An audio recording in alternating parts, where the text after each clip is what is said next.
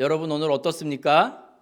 좋습니다. 예, 여러분 오늘 좋습니다. 8월 1일이고 8월 첫 주입니다. 한국은 보통 8월 첫 주가 휴가의 피크인데 여러분 우리는 코로나 때문에 요새 참 하루하루가 좀 슬프지만 그래도 희망을 가지시고 하나님께서 하루빨리 이 일을 해결해 주시고 우리 모두가 또 온전한 삶으로 돌아갈 수 있기를 기도해 주시기 바랍니다. 많이들 아시는 것처럼 교회 시작은 보통 오순절 성령 강림 사건을 그 기원으로 봅니다. 혹자는 눈에 보이는 이 교회, 건물로서의 교회의 시작은 마가의 다락방이다. 우리는 좀 더 구체적으로 말하면 마가의 어머니의 다락방. 어쨌든 오순절 이 성령 강림 사건이 교회의 시작과 연관이 있음은 매우 분명합니다. 초대교회들은 예수 그리스도의 부활에 대한 확신 그리고 성령님의 임재로 인해서 이곳 저곳에서 시작되었습니다. 그 가운데 결정적인 역할을 한 사람은 사도 바울이지요. 사도 바울은 세 차례의 전도 여행을 통해서 가는 곳마다 복음을 전했고 또 교회를 세웠습니다. 갈라디아 교회도 그 중에 하나였습니다.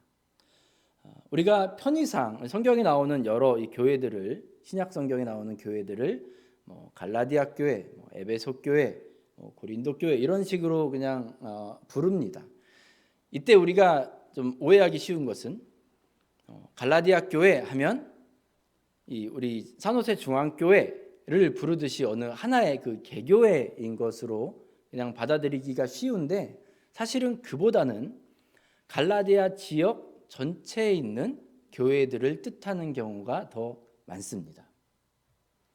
갈라디아 지방에서 예수 그리스도를 믿고 또 예수님을 믿기로 작정한 사람들이 모인 모임이 이곳 저곳 이 지역 저 지역에서 있었는데 그것을 총칭해서 갈라디아 교회라고 부르기도 합니다. 초대교회에서는 사실 예수님의 말씀이나 가르침에 대해서 배울 수 있는, 들을 수 있는 소스가 그렇게 많지 않았습니다. 예수님의 제자들이 항상 어느 곳에 딱 자리 잡고 늘 말씀 전하고 사역하는 것이 아니었기 때문에 사도들이 세운 어떤 영적인 리더들에 의해서 교회가 이끌어져 가는 경우가 많았고 그 사도들에 의해서 세워진 리더들이라고 하더라도 지금 우리가 기대하는 것과 같은 체계적인 어떤 신앙교육이라든지 신학교육을 받은 사람은 그렇게 많지 않았습니다. 그렇기 때문에 이 초대교회에서는 사도들이 교회에 보낸 편지들 이것이 굉장히 중요한 배움의 기회고 예수 그리스도의 말씀을 접할 수 있는 기회였습니다. 그래서 예배의 순서, 초대교회 예배의 순서 보시면 항상 이 서신서를 낭독하는 그 순서가 있었습니다. 한 교회만 그런 게 아니라 그 지역에 있는 교회들이 이 편지를 나눠 보면서 예배 시간에 그 사도의 그 편지 내용을 낭독하고 반복했습니다. 사도 바울이 이 초대교회를 여러 교회들을 세우면서 전했던 핵심적인 메시지가 있는데 그것은 바로 예수 그리스도입니다.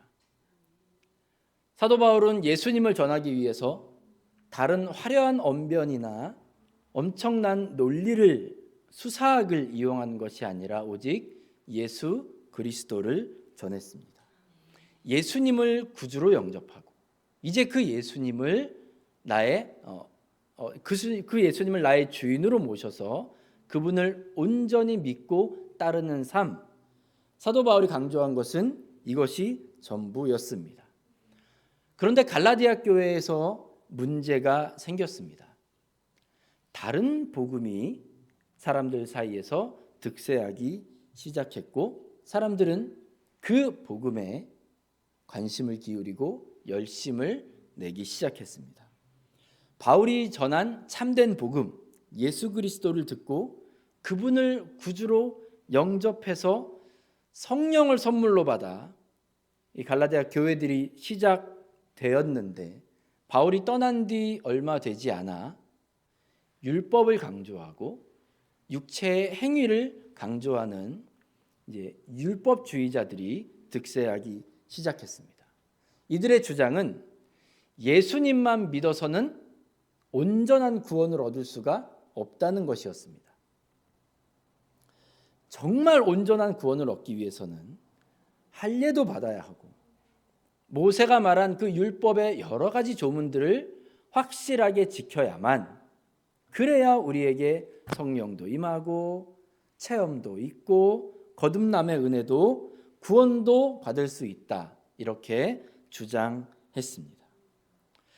이 바울이 이 초대교회들 여러 지역들을 다니며 전도할 때 그 선교 전략 중에 하나가 유대인의 회당을 방문하는 것이었습니다. 그러니까 유대인들에게 주로 이제 복음을 전했는데, 그러다 보니까 초대교회에서는 유대인들, 디아스포라라고 하죠. 그 유대 지방을 떠난 유대인들, 그 유대인들이 차지하는, 초대교회에서 차지하는 비율이 높았습니다. 그러다 보니 유대인들에게 있어 모세는 정말로 훌륭하고 위대한 지도자죠. 하나님과 독대해서 이스라엘 백성들을 출애굽시킨 지도자, 그리고 하나님께서 직접 주신 그 율법을 받아온 사람, 그 사람이 바로 모세고, 그가 받은 율법이 모세의 율법이기 때문에, 그래서 유대인들에게 있어 너무나도 이 모세 하면 이 민족의 어떤 정체성, 그리고 유대인으로서의 자긍심을 느낄 수 있는 게 유대 이 율법, 모세, 이런 것들이었습니다. 그러니까 율법을 강조하고 모세를 강조할 때 사람들이 얼마나 거기에 마음을 빼앗겼는지는 불보듯 뻔한 일입니다. 이렇게 율법과 자격을 강조하는 분위기 속에서 예수님의 이름으로 모이긴 모이는데, 그 안에서 율법을 잘 지키는 사람, 못 지키는 사람, 율법에 따라서, 율법의 기준에 따라서 정한 사람, 부정한 사람이 나뉘어지게 됩니다. 그리고 믿음의 과정, 구원의 과정이 점점 더 복잡하고 어렵게 변질되어 갑니다. 바울은 이러한 분위기에 대해서 단호하게 대처합니다.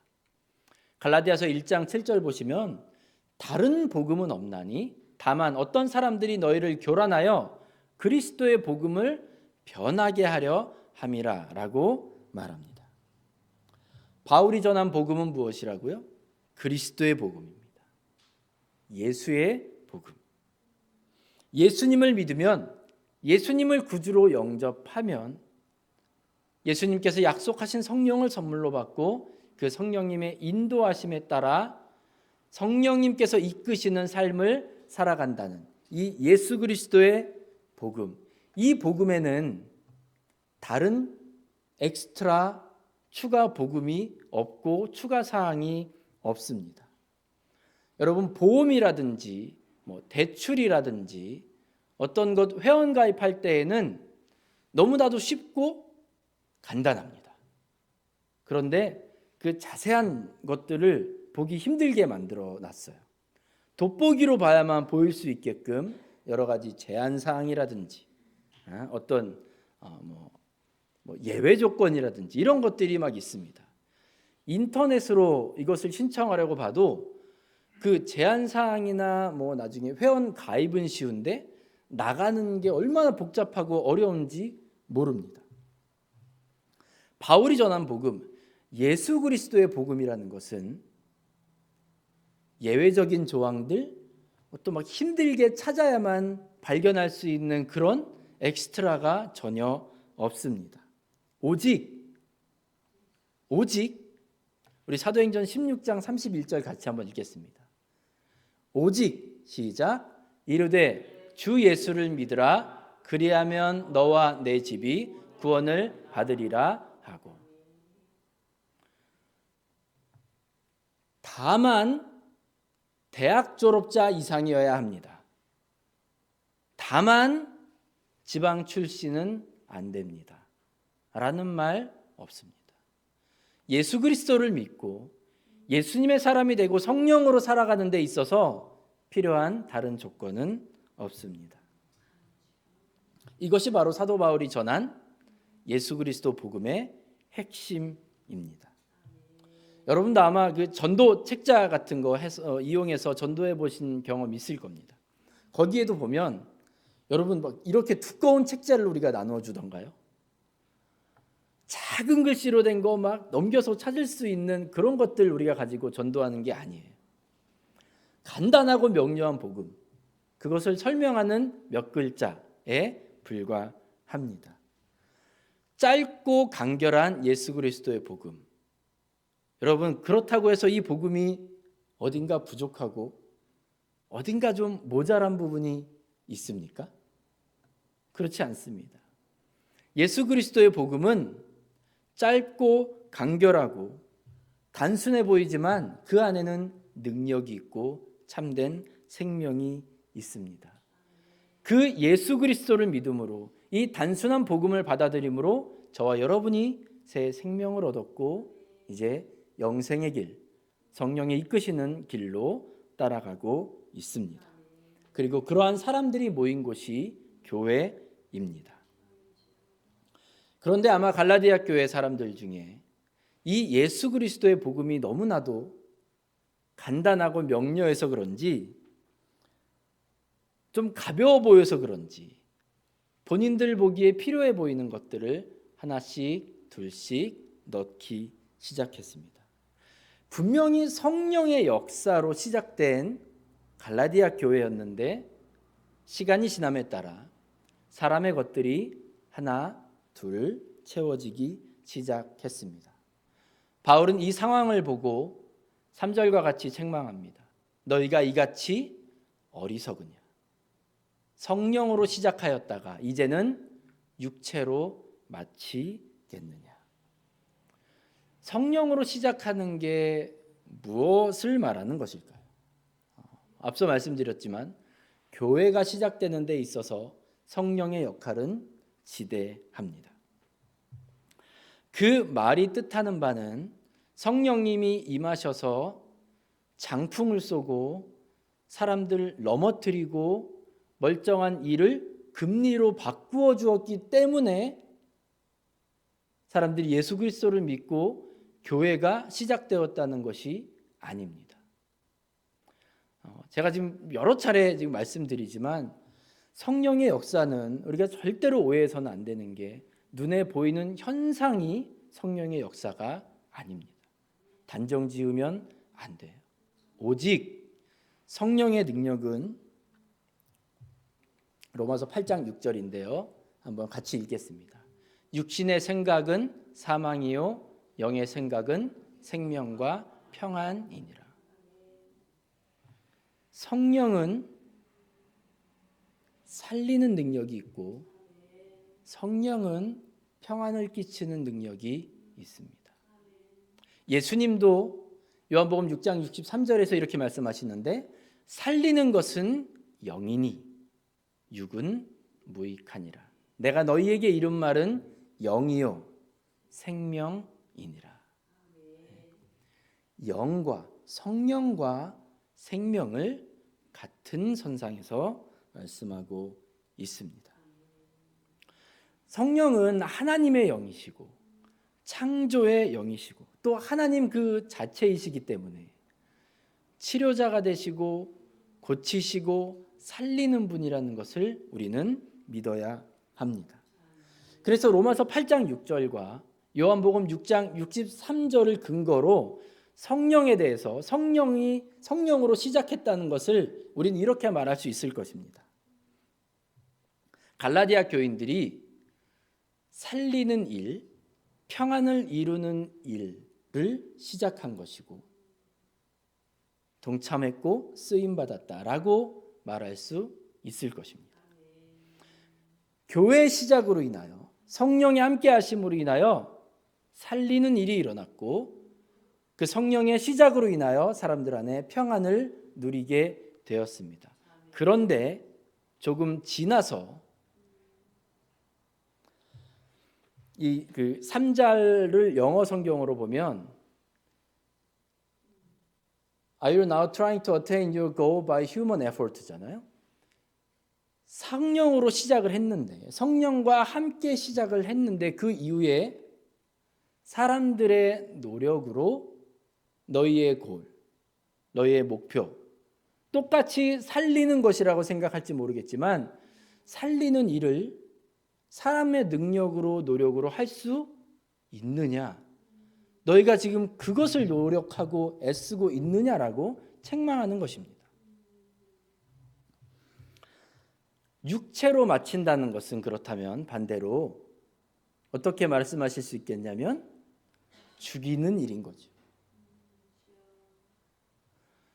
아까 로마서 8장 보시면 육신의 생각은 사망이라고 말했기 때문이죠. 육체는 죽이는 것, 파괴하는 것, 무너뜨리는 것, 다투게 만들고 갈라지게 만드는 일들입니다. 모세의 율법을 강요할 때 어떤 의도와 어떤 목적을 가지고 그렇게 했는지 모르겠지만 여러분 잘 보십시오. 육체의 행위, 자격 이런 것들 강조하다 보면 거기에 미치는 사람이 있고 못 미치는 사람이 있습니다. 율법을 지키는 사람은 칭찬받을 것이고 율법을 지키지 못하는 사람은 비판받겠죠. 할례받은 사람은 인정될 것이고 할례받지 못한 사람은 아는 사람은 외면당할 것입니다.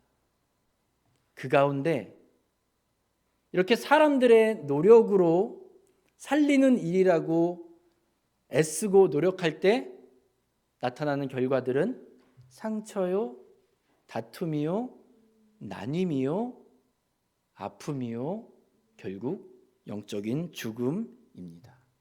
교회는 무너지게 될 것이지요. 여러분 제가 지난주에도 말씀드렸지만 열심히 하는 신앙생활이 중요하고 좋지만 그보다 더 중요한 것은 방향이라고 말씀드렸습니다. 성령의 도우심으로 살리고 평안을 이루기 위해 노력하고 열심히 하는 것 좋습니다. 이게 우리에게 필요한 것이에요. 다른 것으로 의를 이룰 수가 없고 다른 어떠한 조건으로도 하나님의 보시기에 그 의에 충족할 수 있는 것은 아무도 없습니다. 그래서 로마서 3장 10절에서 기록된 바 의인은 없는데 어떻게 없습니까? 하나도 없습니다. 우리가 어떠한 노력과 어떠한 자격을 갖추더라도 저와 여러분이 하나님께로부터 의롭다 인정받기에는 턱없이 부족하다는 말입니다. 그렇기 때문에 육체로 마치려고 하는 그 노력과 시도와 모든 애씀은 결국 사망에 이를 뿐이라는 것입니다. 그렇다면 성령으로 시작했다가 육체로 마치는 일이 갈라디아 교회에만 일어났겠습니까? 참 그랬으면 좋겠지만 역사를 통틀어 많은 교회에서 많은 나라들에서 많은 시대에 성령으로 시작했다가 육체로 마치는 교회들이 많이 있습니다. 여러분 우리도 그 고통스러운 시간을 지나오지 않았습니까? 성령으로 시작해서 육체로 마치려는 이 갈라디아 교회에게 바울이 책망하면서 그렇다면 성령으로 시작했으면 무엇으로 마쳐야겠습니까? 네, 성령으로 마쳐야 됩니다. 그런데 이 말은 성령으로 시작했는데 육체의 것을 덧붙여서 다시 성령으로 마칠 수 없습니다. 그러니까 성령으로 시작해서 성령으로 마친다는 말은 모든 과정이 다 성령으로 행한다는 말이 됩니다. 모든 과정에서 성령의 능력인 생명의 능력, 평안의 능력이 나타나야 한다는 것입니다. 여러분, 우리가 무슨 일을 하든 간에 살리는 일이 모든 과정에서 나타나야 합니다. 이 일에 저와 여러분은 열심을 내야 합니다. 지난 날을 한번 여러분 돌아보시기 바랍니다. 여러분, 신앙생활 하시면서 성령의 충만함 받고 수십 년 전에 받았던 그 은혜로 지금까지 살 수가 없습니다. 지금 도쿄올림픽이 한창인데요. 지금 코로나도 그렇고 분위기도 그렇고 분위기가 안 나서 많이 관심을 안 가지고 계실지 모르겠지만 지금 올림픽이 한창 진행 중이고 우리나라는 종합 8위에 랭크되어 있습니다. 무슨 종목이 됐든 어떤 나라 선수가 됐든 이 올림픽에 나가기 위해서 엄청난 노력과 훈련을 합니다. 그런데 여러분, 그 훈련을 예전에 정말 엄청나게 했다고 해서 수년 후에 그 체력과 그 훈련 가지고 올림픽에 나갈 수가 없습니다. 여러분, 걸어보신 분, 모든 운동을 통틀어서 운동을 하면요 힘듭니다. 왜 그러냐면 그동안 운동을 안 해서 그렇습니다. 그런데 운동을 계속했다고 생각해 보십시오. 계속한 상태에서 또 운동을 했습니다. 그러면 또 힘듭니다. 운동을 아무리 많이 했다고 해도 운동을 열심히 하면 또 힘들어요. 그런데 그 힘듦은 고통이라기보다는 내 몸이 건강해지는 과정입니다. 성령으로 시작했다가 중간에 성령으로 중간중간 행한다는 것은 어찌 보면 이와 같이 고통이 옵니다. 아픔이 있긴 있어요. 하지만 그 순간에도 우리가 성령으로 행하는 것을 택하면 살리는 일, 평안을 끼치는 일을 선택하게 되면 그것은 저와 여러분에게 큰 은혜요, 복이 됩니다. 죄송하지만 성령으로 행하려고 하면 할수록 어려운 일도 우리를 피곤하게 하는 일이 반드시 찾아옵니다. 사단이 결코 두고 볼 수가 없기 때문입니다. 살리는 일은 그냥 이루어지지가 않습니다. 누군가의 희생과 죽음이 있어야 하는데 여러분, 나도 살고 너도 살 때 그렇기 위해서 노력할 때에는 둘 다 죽게 됩니다. 내가 죽으면 상대방이 살게 되고 상대방이 죽으면 내가 살게 되는 거예요. 그래서 우리 모두가 살 수 있는 방법은 모두가 죽어야 되는 겁니다.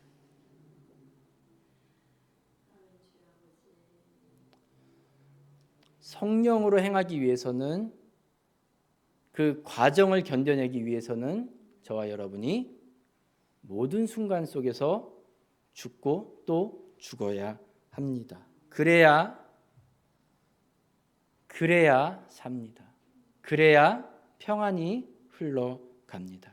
이게 머릿속으로는 그래도 이해가 되고 납득이 되지만 정말 어려운 일이고 마음 아픈 일입니다. 하지만 그럼에도 불구하고 우리가 육체로 마치지 않기 위해서는 반드시 성령을 택해야 합니다. 여러분, 성령으로 시작했다가 육체로 끝난다는 것은 연초에 내가 올해 살 빼야지, 내가 오늘 책 몇 권 읽어야지 하다가 안 됐어요. 그럼 내년에 다시 하지. 이런 수준의 그런 포기와는 차원이 다릅니다. 육체로 끝날 때에는 죽음이 있습니다. 육체로 끝날 때에는 다툼과 나님과 무너짐이 있기 때문입니다. 저는 이 세상의 모든 교회가 성령님의 역사로 시작된 것을 믿습니다. 어느 곳에 있든 어떤 믿음의 전통을 가지고 있든 최소한 예수 그리스도를 구주로 인정하고 믿는 교회라면 분명히 그 시작은 성령님과 함께였을 것입니다. 우리 교회도 그렇습니다. 1978년에 하나님의 은혜로 이 땅 가운데 산호세 중앙교회가 세워졌습니다. 그 이후 40년이 넘는 시간 동안 여러분, 우리 교회는 그리고 우리들은 얼마나 성령을 따라 행했고 혹시 중간에 육체로 넘어간 때는 없었습니까? 교회에서 여러분 봉사 열심히 하십니까? 감사합니다. 시작도 성령님과 함께 하시고 과정도 성령과 함께 하시고 마무리도 성령과 함께 하시길 바랍니다. 여러분 직분이나 사역 받으셨습니까? 축하드립니다. 시작도 성령으로 하시고 과정도 성령으로 하시고 마무리도 성령으로 하시기 바랍니다. 내 삶에 무너진 부분이 있어서 내가 이걸 다시 회복하겠노라고 주님 앞에 결단한 것 있으십니까? 여러분 잘하셨습니다. 시작도 성령으로 하시고 과정도 마무리도 성령으로 하시기 바랍니다. 오랜만에 신앙생활 다시 하겠다고 결단한 분들 있죠? 정말 잘하셨습니다. 시작도 과정도 마무리도 살리는 일에만 신경 쓰시기 바랍니다. 우리가 어느 순간이라도 성령님과 함께 하지 않으면 나의 노력, 나의 주장, 나의 고집이 그곳에 들어가면 육체로서 죽이고 아프게 하고 상처 주는 일에 쓰임받는 것밖에 없습니다. 사랑하는 우리 중앙교회 성도 여러분, 저는 교회를 위해서 기도할 때 그리고 여러분 한 분 한 분을 위해서 기도할 때마다 늘 이 기도합니다. 주님, 정말 하나님께서 기뻐하시는 우리 성도들, 우리 교회 되게 하옵소서. 무엇을 이루는 것, 무엇을 먹는 것, 무슨 행사를 하는 것, 무엇을 우리 설치를 하는 것, 교회적으로는 편의를 위해서는 다 좋고 유익한 것이겠지만 그것이 살리는 능력이 아닙니다. 저와 여러분이 성령님의 의지에서 성령님께 맡겨드리고 성령님께 주권을 드렸을 때에 그때 비로소 살리는 능력이 나타나고 평안이 우리 가족에, 우리 교회에, 우리 성도들에게 흐르는 역사가 있습니다. 시작과 끝을 성령으로 하시길 축복합니다. 우리의 매 순간이 성령님과 함께하기를 축복합니다. 기도하겠습니다.